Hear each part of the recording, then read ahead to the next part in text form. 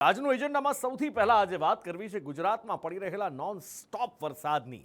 રાજ્યમાં જ્યારથી ચોમાસું બેઠું છે ત્યારથી જ ગુજરાતમાં રોકાયા વગર અવિરત વરસાદ પડી રહ્યો છે અને આજે પણ સાર્વત્રિક વરસાદ વરસ્યો છે અને હવે તો કચ્છ અને ઉત્તર ગુજરાતમાં પણ મેઘાનું જોર વધ્યું છે। જો કે આ વરસાદી માહોલ વચ્ચે ગુજરાતના દરિયામાં પણ હવે તોફાની કરંટ જોવા મળી રહ્યો છે।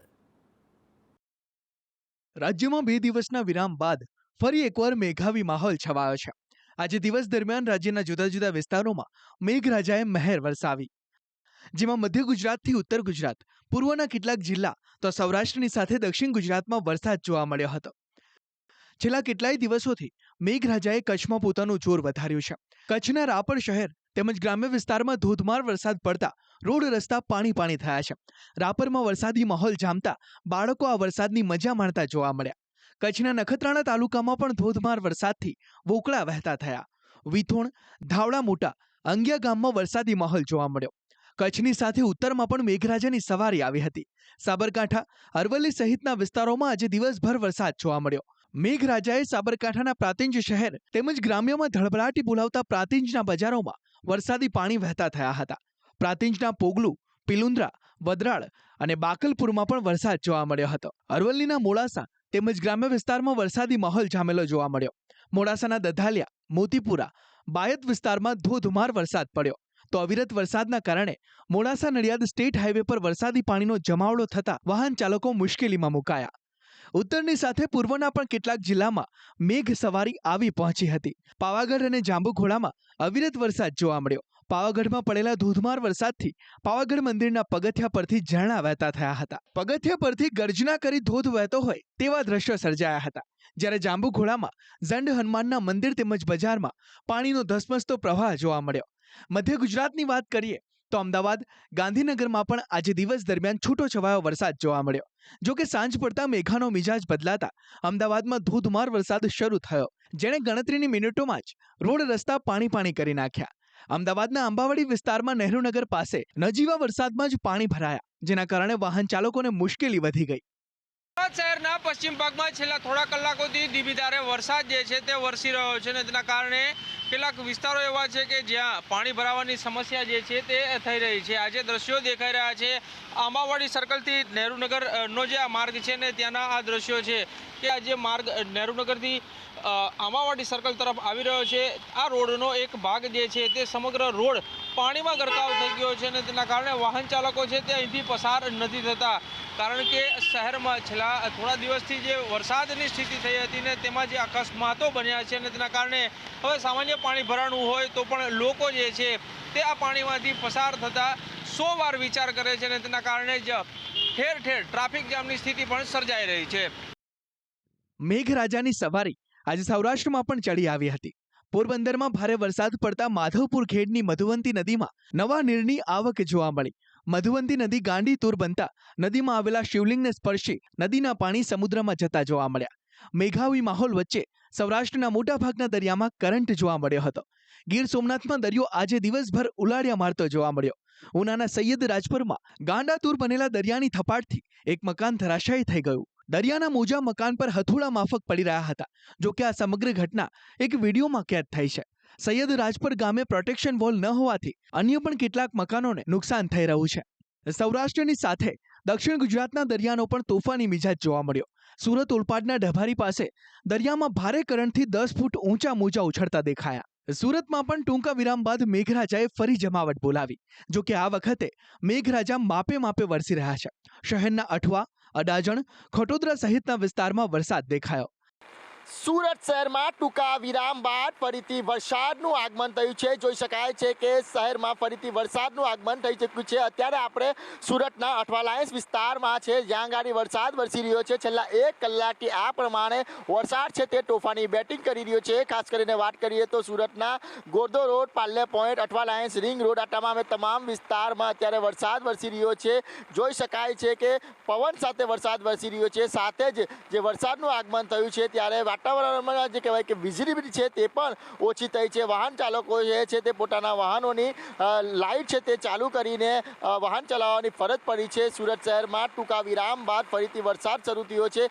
જો કે રાજ્યમાં હજી વરસાદી માહોલ રહેશે। રાજ્યના હવામાન વિભાગે આગામી 5 દિવસ વરસાદી માહોલ રહેવાની શક્યતા વ્યક્ત કરી છે. अभी अगले 5 दिन हमारा थंडरस्टॉर्म का भी वार्निंग रहेगा पूरा गुजरात राज्य के लिए. इसमें विंड स्पीड रहेगा 30 to 40 किलोमीटर प्रति घंटा और लाइटनिंग के साथ एक थंडरस्टॉर्म वार्निंग है. તો હવામાન શાસ્ત્રી અંબાલાલ પટેલે જુલાઈના પ્રથમ સપ્તાહમાં મેઘો દક્ષિણ ગુજરાતમાં તૂટી પડશે તેવી આગાહી વ્યક્ત કરી છે. જુલાઈના પ્રથમ સપ્તાહમાં ખાસ કરીને 3 જુલાઈ અને 6 જુલાઈની આસપાસ ભારે વરસાદ થવાની શક્યતા રહે છે. તારીખ 9 થી 15 જુલાઈમાં પણ વરસાદ થવાની શક્યતા રહે છે. સૌરાષ્ટ્રના અન્ય ભાગોમાં પણ વરસાદ થવાની શક્યતા રહે છે.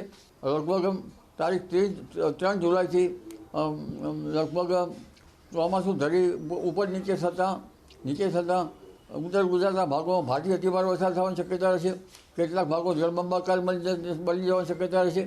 જેમાં પાલનપુર, સમી, હારીજ અને પાટણ તેમજ મહેસાણા, કડી, કલોલ, આ ઉપરાંત અન્ય ભાગો જોઈએ તો વિરંગામના ભાગો જુલાઈના પ્રથમ સપ્તાહમાં ખાસ કરીને 3 જુલાઈ અને 6 જુલાઈની આસપાસ ભારે વરસાદ થવાની શક્યતા રહે છે. તારીખ 9 થી 15 જુલાઈમાં પણ વરસાદ થવાની શક્યતા રહે છે. આમ રાજ્યમાં ફરી એકવાર સાર્વત્રિક વરસાદ શરૂ થયો છે. જો કે બીજા રાઉન્ડમાં મેઘાનો મિજાજ થોડો શાંત જોવા મળી રહ્યો છે, જેનાથી લોકોને પણ રાહત મળી છે. બ્યુરો રિપોર્ટ, સંદેશ ન્યૂઝ. અને હવે વાત દૂધિયા રાજકારણની. રાજ્યની ડેરીઓમાં સફેદ દૂધનું કાળું રાજકારણ શરૂ થયું છે. ઉત્તર ગુજરાતની દૂધસાગર ડેરી તો દક્ષિણ ગુજરાતની સુમુલ ડેરીમાં રાજકારણનો ઉભરો આવ્યો છે. દૂધસાગરમાં ચેરમેન, વાઇસ ચેરમેન સામસામે આવ્યા અને સુમુલમાં શું થયું જાતે જ જોઈ લો. સફેદ દૂધનું કાળું રાજકારણ. દૂધસાગર અને સુમુલમાં ઉભરો. બરોડા ડેરીમાં ચાલતો વિવાદ સંપૂર્ણ રીતે શાંત નથી પડ્યો. ત્યાં ગુજરાતની વધુ 2 ડેરીમાં ઉભરો આવ્યો છે. ગુજરાતની 2 મોટી ડેરી એટલે કે ઉત્તર ગુજરાતની દૂધસાગર ડેરી અને દક્ષિણ ગુજરાતની સુમુલ ડેરીમાં આંતરિક ખેંચતાણ શરૂ થઈ છે. દૂધસાગર ડેરીમાં છેલ્લા કેટલાક સમયથી આંતરિક ડખો ચાલી રહ્યું છે, જેમાં ડેરીના ચેરમેન અશોક ચૌધરી અને વાઇસ ચેરમેન યોગેશ પટેલ સામસામે છે, જેમાં હવે મામલો કેસ કરવા સુધી પહોંચી ગયો છે. વાઇસ ચેરમેન યોગેશ પટેલે આજે માણસાના ચરાડા ગામે ડેરીના જ ગોડાઉનમાંથી એક્સપાયરી ડેટવાળો 15,000 મેટ્રિક ટન મિલ્ક પાવડરનો જથ્થો શોધી કાઢ્યો, જેને લઈને તેમણે આરોપ લગાવ્યો છે કે જૂનો જથ્થો એક્સપાયર થઈ જાય છે તે પણ નથી વપરાતો અને ચેરમેને નવા જથ્થા માટે મસ્ત મોટો ખર્ચો કરી પૈસાનું પાણી કરે છે. તો સામે ચેરમેને પણ રાજકારણ કરવાનો આરોપ લગાવ્યો છે. પશ્ચિમના જોડે મથાકૂટો કરું છું કે ભાઈ આ ખોટું છે, આ ખોટું છે, અને આજે રેડ પાડી તો એક્સપાયરી ડેટ વાળો પાવડર મને મળ્યો અંદરથી. અમે જે આના ઉપર ફોજદારી કેસ થતો ફોજદારી કેસ કરું છું. જિલ્લા રજિસ્ટરમાં આપવાનું થાય તો જિલ્લા રજિસ્ટરમાં આપી છું, પણ અમે ફરિયાદ કરવાનો છું ચોક્કસપણે. પણ પોતાના રાજકીય સ્વાર્થ માટે આ રીતે સંસ્થાને બદનામ કરવાનું જે વાત ચાલે છે એ વાત બરાબર યોગ્ય નથી, કારણ કે આ 5 લાખ ખેડૂતોની સંસ્થા છે. તો આના એક જ દિવસ પહેલા બોર્ડ મીટિંગમાં ડેરીના ચેરમેન અશોક ચૌધરી અને વાઇસ ચેરમેન યોગેશ પટેલ એ ઝપાઝપી સુધી પણ પહોંચી ગયા હતા. અમુક પ્રશ્નોત્તરી હતી, મારી જોડે અમુક મુદ્દાઓ હતા, ચેરમેનશ્રીને ને એમડીસીને મારા પૂછવાના હતા, એટલે મેં પૂછતો હતો. ઉગ્ર થઈ ગયા અને ઉગ્ર બોલાચાલી કરવા લાગ્યા, અપશબ્દો બોલવા લાગ્યા. છતાં પણ અમારા બોર્ડના સભ્યોએ એમને સમજાવ્યા કે તમે વાઇસ ચેરમેન છો, તમને આ શોભતું નથી. છતાં પણ એ મર્યાદા ચૂકી અને ખરાબ શબ્દો બોલતા હતા. એ પછી બોલ્યા પછી અમે લોકોએ પણ એમને સમજાવ્યા અને સમજાવ્યા પછી એ આ જે વાત કરે છે હાથ ઉપાડવાની બધી, એ બિલકુલ પાયવેવાની વાત છે. એ જાતે જ બોર્ડ છોડીને નીકળી ગયા છે. બીજી બાજુ દક્ષિણ ગુજરાતની સુમુલ ડેરીમાં કાળા કારોબારના આક્ષેપ થઈ રહ્યા છે, જેમાં 2 ગ્રુપ સામસામે છે. એક બાજુ છે ડેરીના પ્રમુખ માનસિંહ પટેલ, તો બીજી બાજુ છે ઉપપ્રમુખ રાજુ પાઠક. થોડા દિવસો પહેલા સુમુલ ડેરી દ્વારા બહારથી દૂધ લાવી ડેરીમાં દૂધ ભરાવનાર મંડળીઓને 3.25 કરોડનો દંડ ફટકાર્યો હતો, જેને લઈને આરોપ થઈ રહ્યો છે કે આ દંડ મામલે રાજુ પાઠક અને તેમના મળતિયાઓએ જ બબાલ કરી અને મેનેજિંગ ડિરેક્ટરને તમાચો મારવા સુધીનો પ્રયાસ કર્યો. જો કે ચેરમેન માનસિંહ પટેલે આડકતરો ઇશારો કર્યો છે કે કેટલાક લોકોની વિકાસમાં નહીં, માત્ર વહીવટમાં રસ છે. એકચ્યુઅલી જે દૂધ ઉત્પાદક નથી, એકચ્યુઅલી જે વહીવટ કરે, માત્ર વહીવટ કરે છે, એને દૂધની આવક જાવક ખાતે કોઈ મતલબ નથી. એવા જ લોકો અહીંયા દખલગીરી કરે છે એવું મને પોતાને લાગે છે. આવનારા દિવસોમાં આ સહકારીને મજબૂત કરવી હોય પ્રવૃત્તિને અને સામાન્ય માણસને મદદ કરવી હોય તો આ ક્ષેત્રમાં સમજુ, શાણા, ધીરજવાળા અને પ્રામાણિક કાર્યકરો ઊભા થાય એવી તાતી જરૂરિયાત છે એવું મને પોતાને લાગે છે. સુરતના ઓલપાડથી સુમુલ ડેરીમાં દૂધ ભરાવતી એક મંડળીના પ્રમુખે આરોપ લગાવ્યા કે ડેરીમાં હક જળવાઈ રહે અને મતાધિકાર ચાલુ રહે તે માટે કેટલીક મંડળી એ સભ્ય ન હોવા છતાં પણ બહારથી દૂધ લાવી ડેરીમાં ભરાવી રહી છે. પશુપાલન હવે કોઈ જે સુખી લોકો છે એ લોકો પશુપાલનમાં ઇન્ટરેસ્ટ રહ્યો નથી અને એ લોકો આ દૂધ પશુ વ્યવસાય બહાર નીકળી ગયા છે.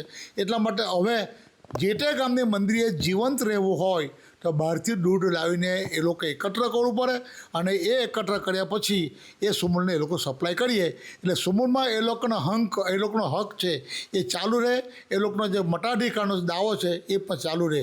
એટલા માટે આ એક રીતસરનો એક રેકેટ ચાલે છે. આમ ગુજરાતની ડેરીઓમાં પણ રાજકીય ઉભરો જોવા મળી રહ્યું છે. જોકે તેની પાછળનું રાજકારણ શું છે તે કોઈને કહેવાની જરૂર નથી અને એટલા માટે જ દૂધણી ગાય ગણાતી ડેરી ઉપર કબજો જમાવવા સૌ કોઈ હવાતિયા મારી રહ્યા છે. બ્યુરો રિપોર્ટ, સંદેશ ન્યૂઝ.